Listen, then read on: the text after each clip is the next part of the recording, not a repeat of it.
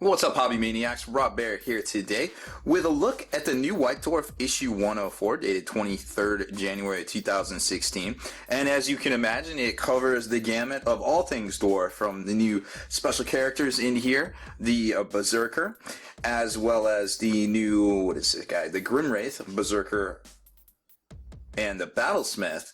The big guy right there. But more importantly, it also covers some new Chaos previews for the Age of Sigmar, as well as some new Forge World stuff that's coming out, which we've already probably seen, you know, with the Raven Guard and Corax and the Dark Furies, but it gives a little bit more detail that perhaps you couldn't see online on the actual Forge World site. So I kind of like that, actually being able to have it in my hands, taking a look at it. I was like, wow. Corax is like way better looking than I thought he was. Holy cow. Anyways, so but before we get to all that, I would like to invite y'all to stay in the trenches. Make sure you subscribe to this YouTube channel. Check out the blog, spikybitsblog.com, and head on over to thelongwar.net. That's the home of the battle reports for exclusive content, early access videos, and special promotion codes to save on the hobbies and toys and the things you love and you buy every month. Please head on over there and become a veteran of the Long War today. And also help keep our videos here on YouTube ad-free in 2016. Please click on the link up in the top left for Patreon and find out how you can help support us. We're doing a bunch of free giveaways, giving away some Horus Heresy stuff this month to all the new supporters over on there. So click on the link, check it out, and please become a supporter today if you can. Otherwise, please enjoy this ad-free video as well from Spiky Bits and all the supporters over there on Patreon. So let's take a closer look at this bad boy. Now, it doesn't have a whole lot of 40k content in it, and obviously there's some folks out there that are definitely partial to the 40k content, but I think it's a pretty cool look at a lot of the new Sigmar units in here. It goes over the new releases, the Children of the Stars. There's a little feature in here on the Lizzardmen, which they call them Seraphon now in Age of Sigmar, and one of the armies from the tournament over there, I think it was the Path to Glory or Golden Throne tournament over in the UK. The winner actually had a really good looking Seraphon army in there, and I think they're covering it more in the White Dwarf Visions as well. Then it gets into Chaos, shows a lot of cool Chaos stuff. The paint splatters actually on the Berserker himself, showing some more tips and techniques on all that. Then there's the War Scrolls on the new units themselves, the Battlesmith and the Berserker. And then it gets into, you know, the normal updates and stuff for the week and things like that. We don't really talk about that too much, but let's take a look at these new guys here. So it's the Grimwraith, Berserker, and the Battlesmith. And, I mean, they look good. They're on the 32mm bases, you know, really ornately detailed. You know, these aren't the dwarfs of the old days, you know, when you would get 20 of these little guys in a box and go to town on ranking them all up and doing all that stuff. Now it's, you know, it's a lot different. Obviously, Age of Sigmar isn't fantasy either, but, you know, it's cool to see, kind of reminisce on the way things used to be and the way that things are kind of now. I like these two different paint schemes of the Magma Droth here, like this really dark kind of red here and this kind of lighter look up here as well. And conversely, like, I guess we're hearing rumors now also that the Fire Slayers are their own faction of the dwarfs, and there's actually going to be more dwarf stuff coming out, and there's going to be like some sort of construct guy and all this other stuff. You can check out all the rumors over on Spiky Bits. I think we posted them up Thursday morning. But that being said, you know, it's there's a lot of stuff in here, like a lot of content, a lot of new Chaos stuff in here. They're going on, they basically comboing the Bray, the Beastmen stuff into here with some of the Beastmen stuff, of course, and then even some of the Skaven stuff. So, don't know if we're going to see separate books for them in the Age of Sigmar, but they are in this Chaos Grand Alliance kind of book, you know, all under the ever-chosen, the Grand Marshal of the Apocalypse himself, Archaon. And there he is there. And then here's some of the new releases. It looks like they're reboxing the demon stuff to kind of go along with that collecting armies starter box things that came out earlier in the month, the first of the year. So, supposedly these guys are going to be on 32mm bases. It definitely appears from the picture here that those are going to be 32mm bases for the demons. So maybe that's the new standard, maybe not, I don't know. I actually kind of lucked out myself because the bases I use for my demons have like these kind of chaos stars kind of protruding off of them, so it almost appears like they're on 32 millimeter bases even though they're only on 25. So I kind of lucked out there. I don't feel like I'm ever gonna have to base them. They still kind of hold up to the new style. But man, I haven't bit the bullet and rebased any of my armies yet, you know, over to 32 millimeter, and I keep looking more and more at my Iron Warriors, and I'm just like, I've been doing some battle reports, you know, against Juice over on the Long War, and I just keep seeing them on the tabletop, and I'm like, man, these guys will look so much better if they're on 32 millimeter bases. So I don't know. Maybe we'll see a tutorial here in the future on you know, what to buy, some of the different varieties of bases out there.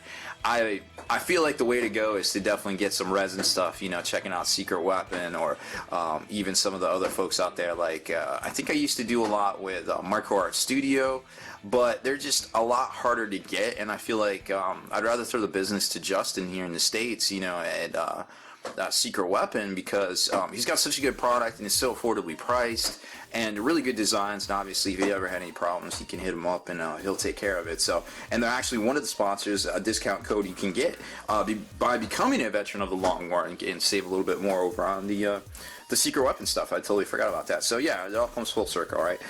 This art book is coming out this week. It's not available through normal solicitation. The Harris Heresy cover book you have to buy from Black Library. I guess it's limited to like 1,000. They are putting it out. I did order one, so hopefully we'll be able to review that one here when it ships this week. Now here's the Forge World stuff, the feature I was talking about. The Dark. I mean, if you just look at this page, like, I don't know what they did.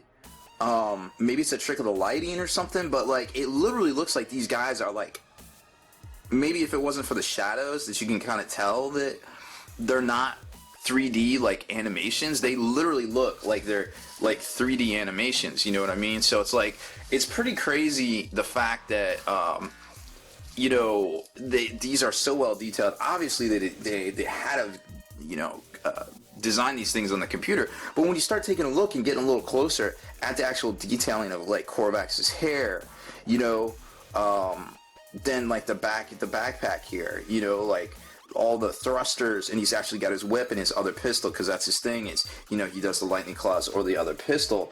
And I just, man, it's just pretty nuts, like how well detailed this stuff really is. And I think this is he's got like his stashed lightning claw here or something, like it's actually part of like his vambrace, and then I guess he can like activate it and it like locks in over his hand maybe or something. Like this is just like a very highly detailed model. Like when you start looking at these close-up pictures here, it's pretty cool to see them. The Dark Furies too, I mean, they just look incredible. Like, why, like, I almost feel like if you wanted to play Chaos and you wanted to take Warp Talons, like, and not paint all that crazy trim, like, start with these guys. Like, don't put the crazy like beaky heads on them, put some Chaos heads on them. But I mean, these are Chaos right here. I feel like, you know, these look solid, except for maybe like the XIX that are on some of the shoulder pads. You might have to putty that over and maybe do something like shave these off right here to a point instead of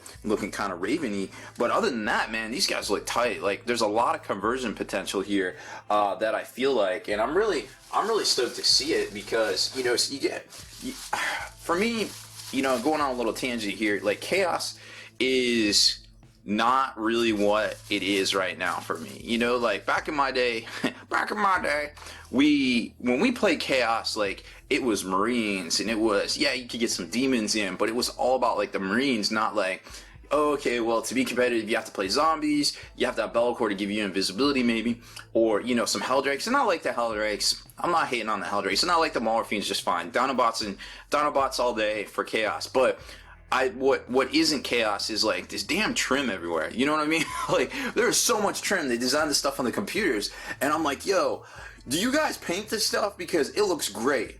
But yo, just give me less detail, like less shit to paint, please. Like, there's too much stuff on these guys. Like, I love the new Raptor models to death, but yo, scale back on the detail just a little bit, please.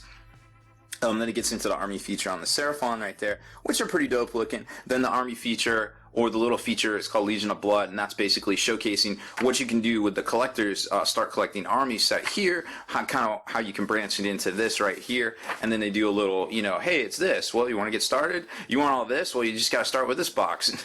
And yes, your conversion to the darkness is complete. But there, I digress. Anywho, so then it gets into the War Scroll section, where it gives you the rules for the Grimwraith Berserker and the Battlesmith himself. I mean, they're pretty solid units, as far as I can tell in the limited Age of Sigmar I've actually played. They're pretty solid there. I don't know. I think they're worth taking. If you're going down the Duardin path there. I like this little paint splatter extra where they give you basically how to make kind of glowing ember kind of base things, where they add some PVA glue and then they splash in a little bit of like watered down paint and then kind of work it up to kind of make it look a little embery. Now, actually, we missed a part. The paint splatter article in here. There it is. So the paint splatter article is pretty decent in and of itself, because it kind of shows you the alternate, like these guys aren't like super like armored, they're a little bit more colorful, and it kind of gives you those color schemes like with the runes and things right here and the wispy smoke, and just like general stuff that we hadn't seen yet. All this we kind of already seen, so it's alright, but it's not like the bee's knees or anything right there. But again, I will take a lot hobby content over no hobby content any day of the week. And then the back of the book, we got the normal teaser, Slaves of Darkness, the balance of power shifts once more. Probably going to be a couple weeks of chaos for Age of Sigmar. But interestingly enough, I don't know what this guy is right here, and he kind of looks like the conversion of the guy out of the starter set, but there's this crazy, well, it just went out of focus, so it's going to be hard for you to see, but there's this crazy looking conversion right here that kind of looks like Nurgle. I'm not sure. I mean, I think he's a conversion. I don't think he's a new model, but he's really cool to see in and of itself, because the thing is just like super crazy. Like, I don't know what it is, but I like it. I just can't, it's too small to tell kind of right there. So if you know what that is, or you know where it came from, or if you know if it's a conversion, drop it in the comments there, because I love me some Nurgle, and it's always cool to see some delicious looking Nurgles right there. So that's pretty much it for this one. It was a decent article. It's Age of Sigmar's kind of doing its thing, just kind of meandering along. I don't really know. I don't want to hate on it. I just know it feels like there's more people that don't like it and don't want to hear about it than there is that do. At this point, I don't have any scientific hard evidence to back any of that up. I just know that there's certain folks out there that are just kind of tired to death of it, and I really wish Games Workshop could change their minds, come up with a plan, and change the hearts and minds on folks like that. But it seems like they're a little asleep at the wheel on things as of late. So I don't know what's going on.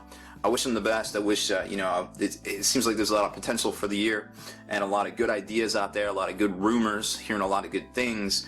But at the end of the day, it just seems like their implementation is a little poor as of late. So I hope they figure it out. I hope they get there, and I hope they do what they got to do to keep all their investors and shareholders happy, and obviously the gamers too as well, before you start to hit that point where more people are jumping ship and you're coming back and grabbing into the hobby. So that's it for this one, y'all. Thanks for listening.